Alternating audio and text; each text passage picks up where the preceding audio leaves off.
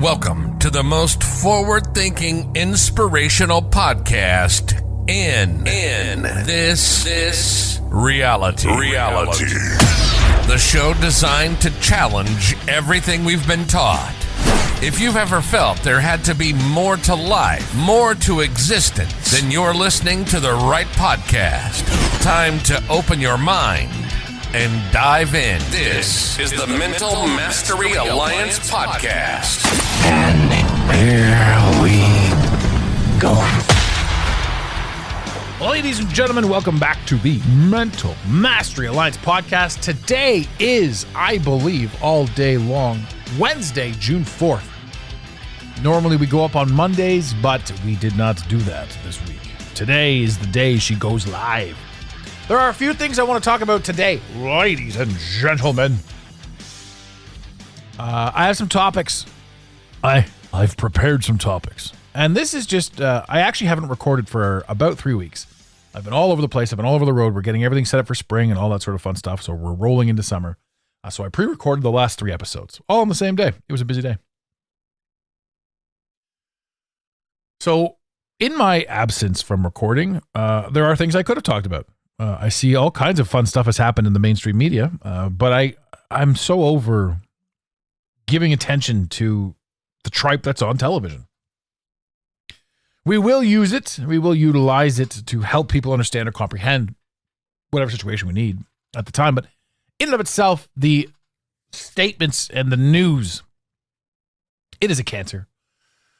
So topic number one that I want to get into is people who don't have the ability to think will always question your ability to think because it's absurd to them. And this is a whole thing. You want to call them NPC, you want to call them normies, you want to call them whatever you want to call them. This, to me, is your growth pattern. Like, I know full well I don't need to talk to somebody who's wearing a mask by themselves in their car with the windows rolled up. That person and I have not much to discuss, I would assume. That's not to negate their lives, and I'm sure they've had wonderful experiences, and everything in their life has been probably absolutely magical. So magical that they have to wear a piece of cloth on their face because the television told them to. Now, that's neither here nor there. That's not up to me to decide. But it is up to me to say, I'm running out of time. Every last one of us is running out of time. Whether you've got 10 minutes left, 10 years left, 20 years, 40 years, whatever. I myself am 44 years old. And if I make it to 88, I've actually been told by 3 mystics. 2 mystics specifically said 93, and a third mystic said longer than 93. So 3 mystics gave me 93. Specifically. So I am almost at the halfway point of my life, and I know I'm running out of time. I know that there are things I want to contribute to, the things I want to get done, things I want to move forward with. I don't want to stress or think or worry about what others may think or be doing towards me. I no longer have time to say, did they misinterpret me? Did they misunderstand me? Do they hate me? Do they think this? Do they think that? I don't care. You're no longer a prisoner of your past. You're no longer stuck in these the pitter-patter of shitty decisions. You move forward and you operate with integrity. And every single step that you take moving forward is indicative of who you are becoming, is who you are now, and who you're going to be.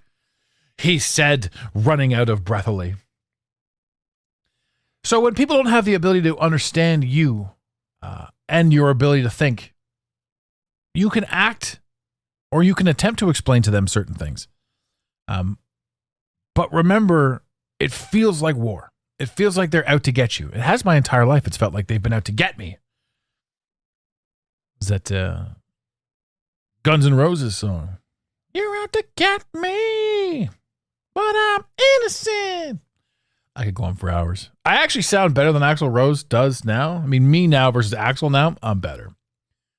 But Axl in the 80s, that voice. Ugh, the crackle of that bad boy. Bad boy for life. How's that ditty doing, eh? Jeez Louise. That's a cookie that's crumbling.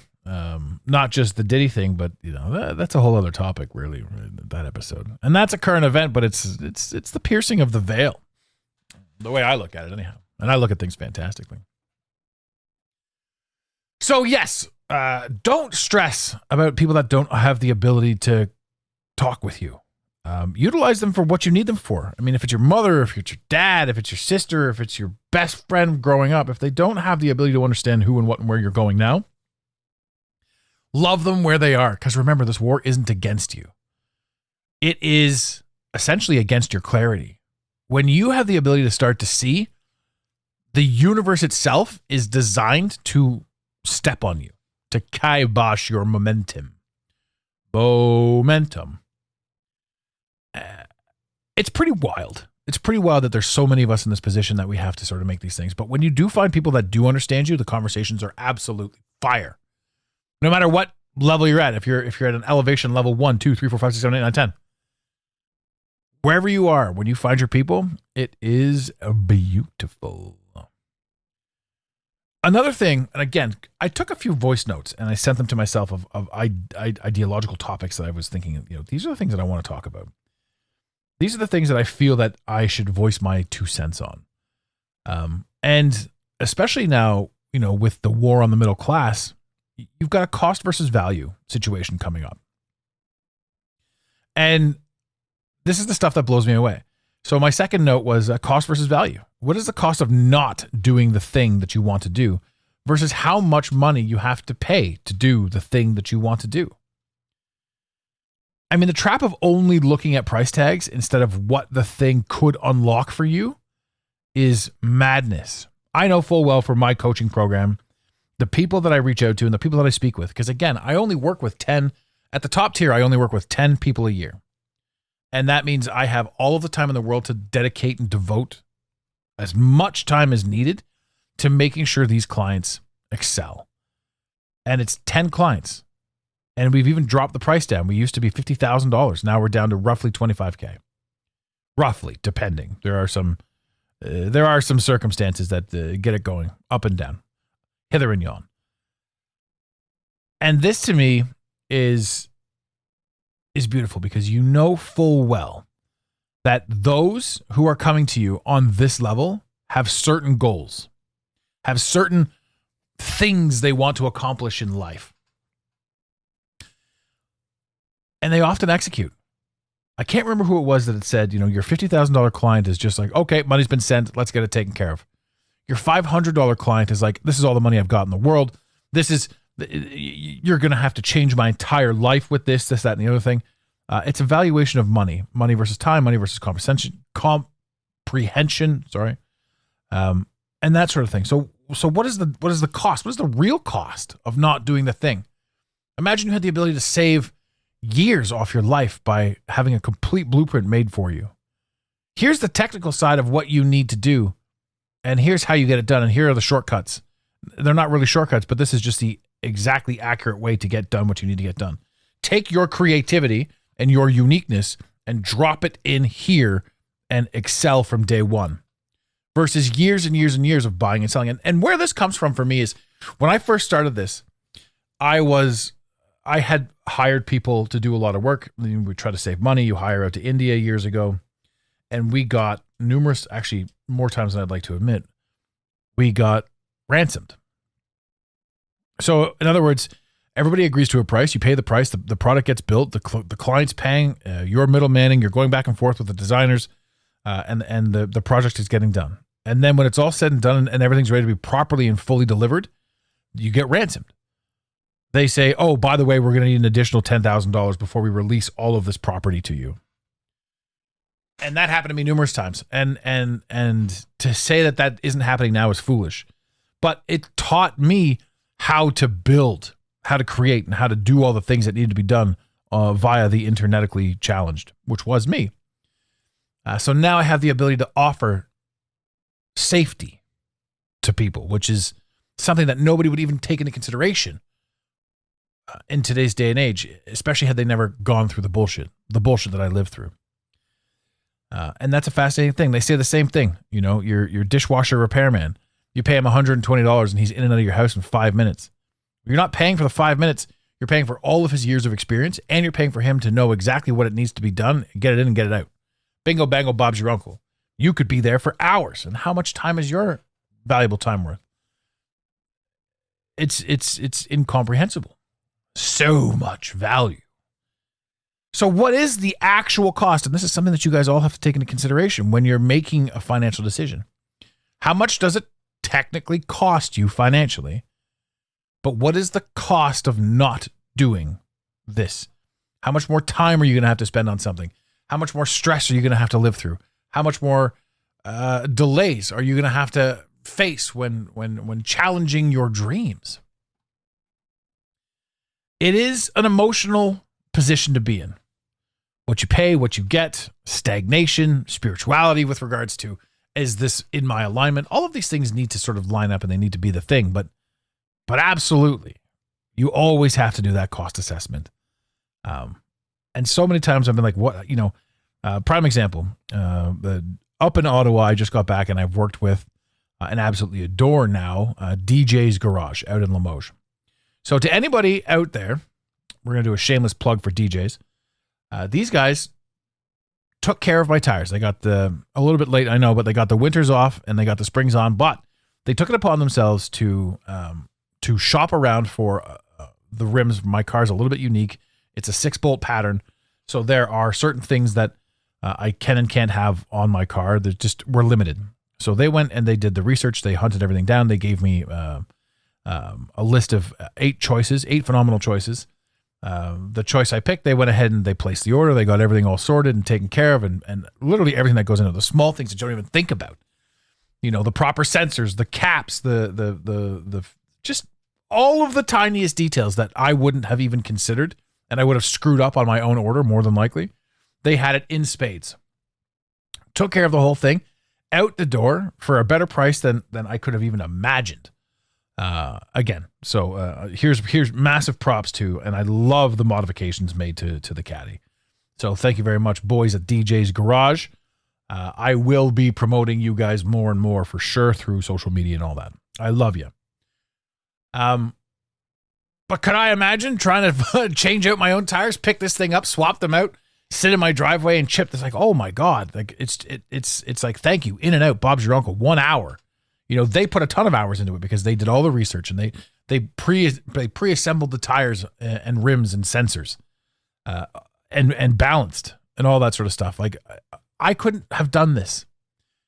And this is the thing. This is where we come to time versus cost versus actual financial cost versus value versus amount of time you're saving. So much that goes into major decisions, ladies and gentlemen. Take your time with them, but certainly pay attention to all of it. We don't need to rush into nothing. What else do we have here on my list of thingy things I thought he thought? Oh, this was a good one.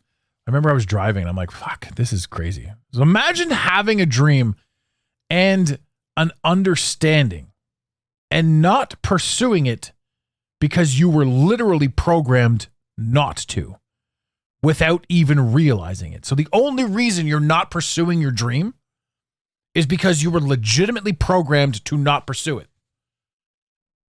Just shut up, go to work, do your 9 to 5. Don't challenge the status quo. Don't do this. You're programmed to schlep.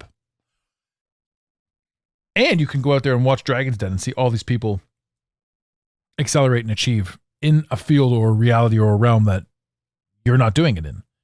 But you could. But you were programmed not to. Imagine having a dream. Right? This is where it gets weird because those that don't have dreams are very happy just doing the status quo. Whatever it is. I don't know. Whatever you want to do. I'm not going to knock any profession, but not ever deciding that you want to challenge yourself for more. And here's the thing. This is 95% of the world. And I almost sound pretentious when I say this. Could you imagine not wanting more for yourself? I've had conversations with people that were like, oh, I have enough. I'm where I want to be. And honestly, I fucking adore that. I think that would be, I think that to have enough is honestly the ultimate mindset. And I don't know if it's my own trap, but I don't have enough. That doesn't mean I want more stuff. I don't fucking want more stuff. I want to get rid of some of my stuff. If you guys want to buy some pristine video games, I have some remarkable, still in the cellophane wrapping on some of them, classic Super Nintendo games, classic Nintendo games.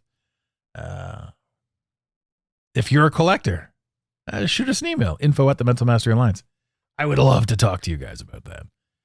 I got some art pieces, yo. Woohoo! Doggy. What was I talking about? Oh yeah, having a dream. So to be completely content with everything is amazing. And it's enviable, and it's the greatest thing in the world. Like, do you want more? No. I wanna love my wife. I want to go home after work on a nice hot May afternoon, July afternoon, and I want to cook steaks for my 2.5 kids. And I want to have a nice salad, and I want to have a nice wife, and I want to pat her on the bum, and I want to kiss her on the cheek, and I want to tell her I love her. And I want to go to bed. And that's all I want to do. And I want to wake up in the morning, and I want to go see my friends at work. People I've grown up with, people that I love. Every single day is a treat. 9 to 5 is like summer camp. We have the best times. We make our $120,000 a year. We go home, we eat our steaks, we pat our wives on the bum. We work on our cars in the garage in the summertime. We share our shovels because on the coldest day of the year, that's when we break our shovels. Isn't this the greatest thing? Isn't this the American dream? Isn't this something that was attainable? It was back in the day. And it is now. With limitations. But how great would it be to just be there? I admire that implicitly. However, my brain says do more, be more, create more. All my brain, it's like there's a fire in my brain 24/7. And the only thing that puts it out is creating memes, is creating podcasts, is sharing information, is talking to you guys, is engaging. So I always want more. I always want to understand. I always want to see more. And truth be told, if I had my way, another Canadian song, the old Big Sugar, or maybe I was singing in the last episode. I don't remember. If I had my way, I would get paid to do photography. That would be the ultimate dream. Just travel around, get paid to shoot photos. Oh boy, would I be happy. I am happy. I am happy now. I have a beautiful car with a few beautiful modifications to it. Thank you again, DJ's Garage. Wink, wink, nudge, nudge. I have beautiful friends. I have the love of a beautiful woman, which to me blew me away. Was this ever a possibility in my ethos? I don't know. And is it what I thought it would be? It's not. It's totally different. It's very open. It's very fascinating. It's very exploratory. It's not the rigidity fear that, you hear all these people who are married and like, fuck, I got married and that's the end of everything. It's so fascinating to hang out with your best friend and to even have a best friend that like comes out of nowhere when you're 45 years old. You're like, fuck, we have a lot in common. A lot in common. Ladies and gentlemen, my favorite dessert is key lime pie. And that's not a very popular one. My second favorite dessert is a very unique molasses cookie. My aunt once, when I was a child, made molasses cookies and she screwed up the recipe and there was too much molasses in them. So they weren't like snap ginger type and they weren't doughy. They were ultra bendy and chewy. And she said they were ruined. My aunt said they were ruined. But they were the best thing I've ever eaten in my entire life. Spicy molasses cookies. And the same thing happened with my girlfriend. She happens to love key lime pie. And her second favorite treat is molasses cookies. What? Now I know what you're all saying. Oh, she's probably just lying to you. There's just too many similarities to pass. So I take this as a great sign. I take this as the ability to be like, hey, this is amazing. It's amazing to find things as you're growing through life because you're constantly pushing. You're constantly pushing the envelope. And as you push the envelope, you tend to find people who are on a very similar path to you, pushing very similar envelopes. Because once you start vibrating at a certain frequency, well, tickety-boo. Guess who you run into? More people on that very same frequency. So if life is shit and you're having a hard time guess who you're going to associate with? People that are giving you a hard time. And then, so you have to ask yourself, what came first, the chicken or the egg? Am I having a hard time and I'm meeting people downtrodden? Or did I start vibrating on this frequency because of the people that are in my life? Now, the latter is a blame game. I'm not going to blame anybody for how I am. I think that I made choices in my life that altered my vibrations. Like I ate too much soy or chemically induced near beef. I drove too many Teslas. I listened to too many liberal propaganda things, and now I wear a mask in my car, and these are the people that I hang out with, and I wonder what happened to my life. Why me? I'll say things like, oh, here's a funny story. So my niece, I picked her up the other day. She's 11 years old. She's going to be 11 years old, and I love her to pieces. This little cherub legitimately opened my heart, changed the way I view the world.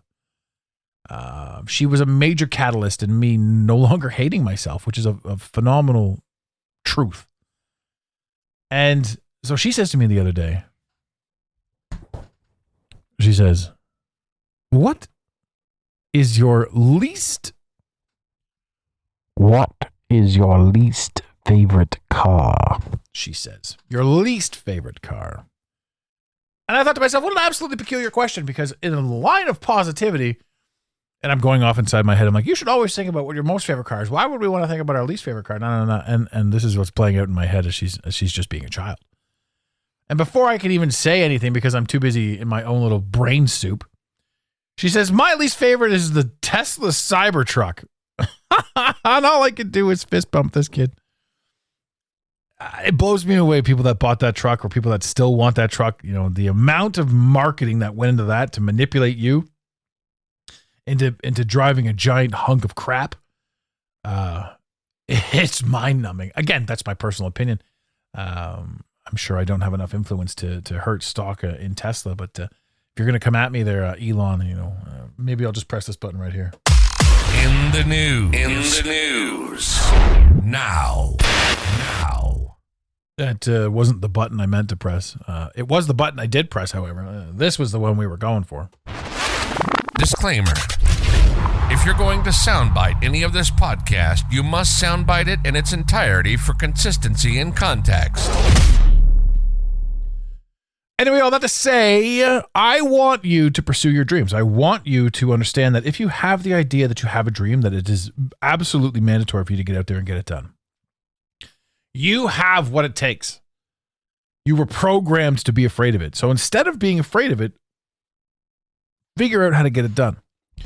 Figure out what it is that you need to do to get her done. We have a couple more topics here, ladies and gentlemen.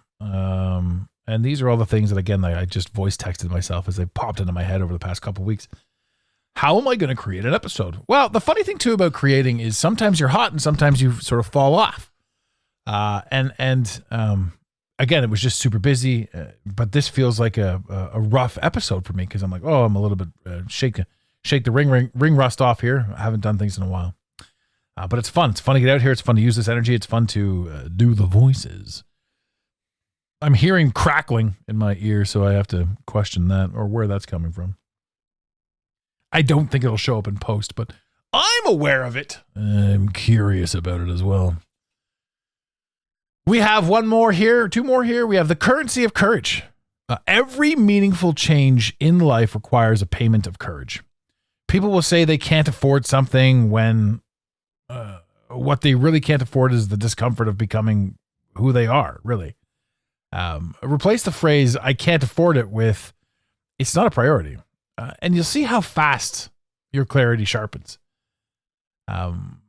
There's so much that we can do in this world.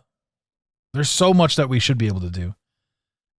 And we say we can't afford things. Now, I understand. Don't get me wrong. I know full well that people are like maxed on their credit cards. They're being extorted by credit card companies. I know that you go to the grocery store, especially in Canada, and you're not getting out of there, even as a single male. I'm not getting out of there at under $100. When a loaf of bread is $8 and a dozen eggs is anywhere between 6 and 9, you can buy 10 items roughly and do your best. When property taxes are going up, when rent is going through the roof, a 3-bedroom of any decency is $4,000 a month. My car insurance is $500 a month just for the car.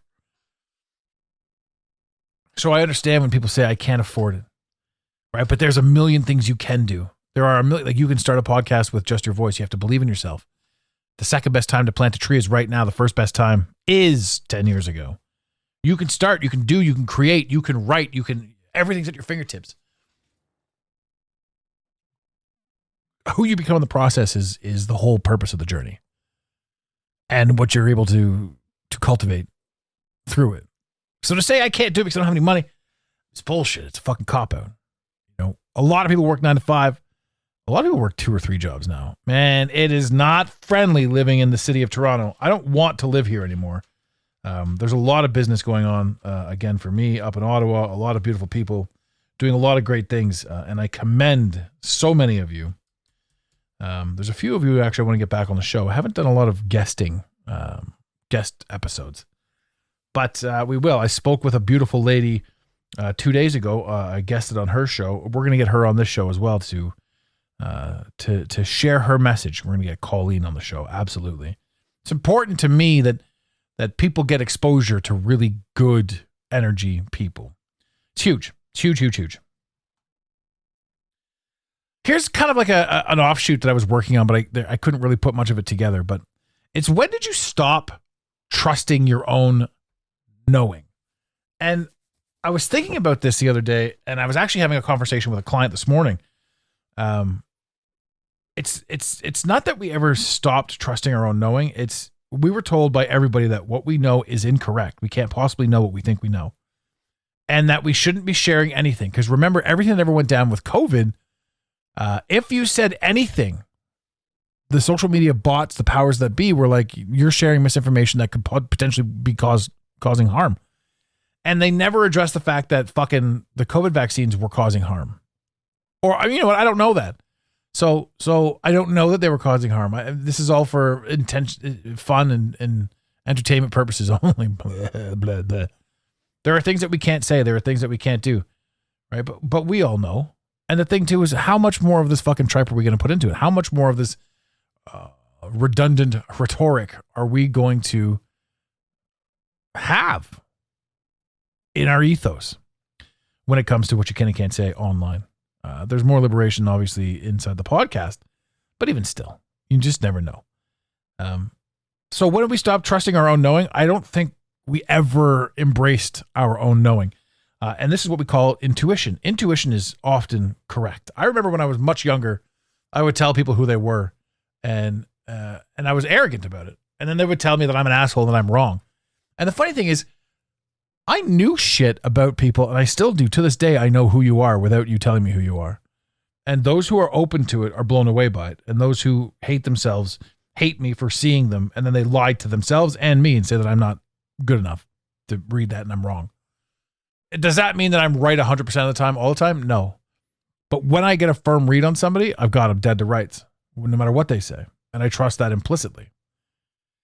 And that does happen. So we've been talked out of understanding our true intuition, talked out of understanding who and what and where we are when it comes to who and what and where we are. And again, my question was, when did you stop trusting your own knowing? Getting into who you want to be, getting into your future self, getting into the comprehension of what you're about to do when it comes to either coaching, marketing, helping people, anything that's energetically charged. You can go back to believing in yourself more than the naysayers out there. You dive into the collective gaslighting of intuition over inner wisdom. Everybody's saying no, no, no. And even you, the voice inside your head is saying no, no, no. But you do know. You're gifted with that. Some of us really, truly know. Why the system trains people to outsource their knowledge to experts, authority figures, and algorithms, I have no clue. But we do. We say flat out, I'm not an expert. I can't possibly know this. Well, there's no difference between you and an expert other than fucking research. Right? And remember, too, all of the quote-unquote experts that are put in front of us are paid actors that are pushing a narrative. When you don't have a narrative to push, and when you have just stuff to figure out, you can kind of really get into it.